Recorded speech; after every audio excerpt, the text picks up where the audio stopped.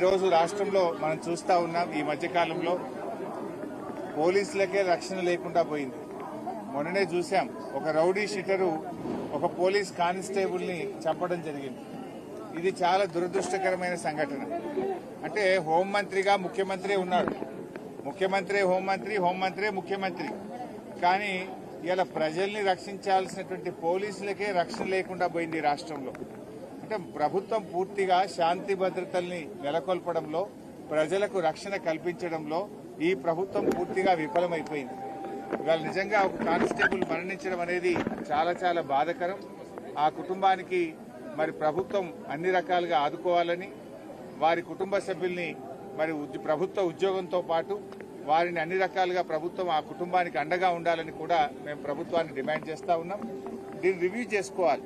నిజానికి నైతిక విలువలుంటే, బాధ్యతలుంటే ఆ రోజుల్లో హోంమంత్రులు రాజీనామా చేసేవాళ్ళు. కానీ ఈ ముఖ్యమంత్రికి అట్లాంటి